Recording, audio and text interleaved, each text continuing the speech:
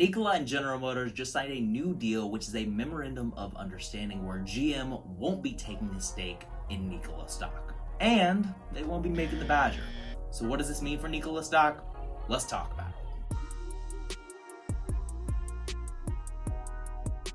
Welcome back to another episode of my saga on why Nikola stock is one of the worst companies to ever exist. If you want to hear my updates on the upcoming Nikola news, make sure to subscribe and smash the like button so I know to keep making these videos. Today, I'm going to be talking all about the new deal between General Motors and Nikola. So I'm going to be getting General Motors' side of it, Nikola's side of it, and then an outsider perspective to bring this all together. So let's get right into it. Looking into what both companies had to say about this deal, we're going to look at what General Motors had to say first. This was announced November 30th, today, Monday.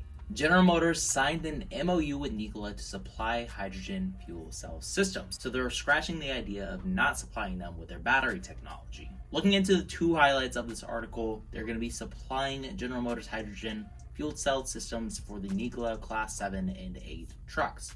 There's not going to be a Badger. We'll talk about that later. This is a non-binding memorandum of understanding that will replace the previous transaction that was first announced back on September 8th. So this deal is completely separate. And General Motors won't be taking a stake in Nikola stock. General Motors said that the supply agreement recognizes our leading fuel cell technology, expertise, and development. But the issue is that Nikola doesn't have their own hydrogen infrastructure. So how the hell are they going to be able to fuel this hydrotech fuel cell system? And also, it's kind of weird for General Motors to call themselves a leader in an industry that hardly even exists. But that's just my opinion.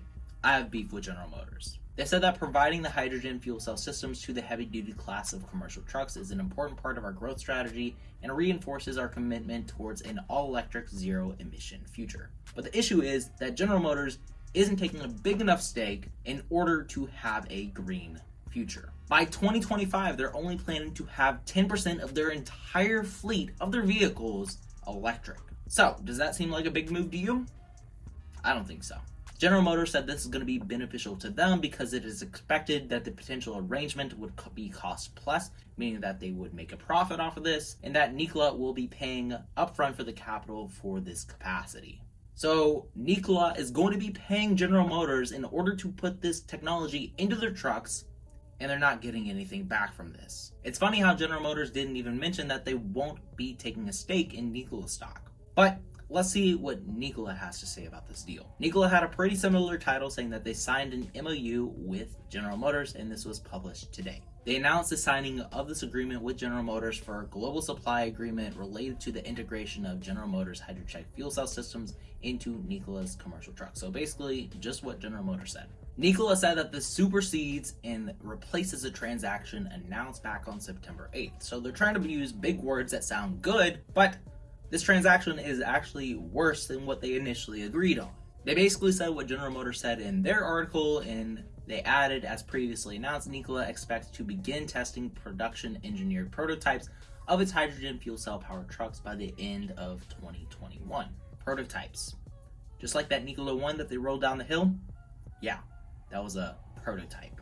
And they're not planning to test these beta prototypes to the first half of 2022. So it's going to be taking them 6 months to produce the trucks and then begin to test them. You'd think that they would be testing it as soon as possible, that way they can hype their stock up more, but obviously not. In addition, Nikola said that Nikola and General Motors will discuss the potential for the utilization of GM's versatile Ultium battery systems in the Nikola Class 7 and Class 8 trucks. No mention of the Badger yet again. And this is the kick in the mouth for Nikola. They'll be refunding all of the previous submitted order deposits for the Nikola Badger. This company is already running low on cash, so this is going to be a major issue. Now, I haven't got an estimate on how much cash Nikola is going to be giving General Motors in this deal, but I'm assuming from their last negotiation, they're going to be giving them $700 million of cash, and right now they only have $900 million of cash on file, according to the last earnings report. If Nikola has to refund all of the money that people put in for deposits of the Nikola Badger, they could be running out of cash very soon.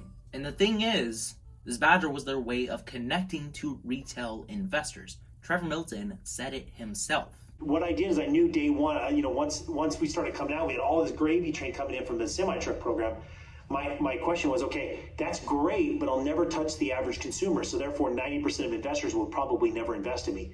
So I needed to touch the consumer. And so the truck is for the profit, the semi-truck, the pickup truck's for the consumer. And the consumer is the one who is part of the Robinhood portfolio, is part of the family office or whatever. And that's where all the valuation of the company comes from.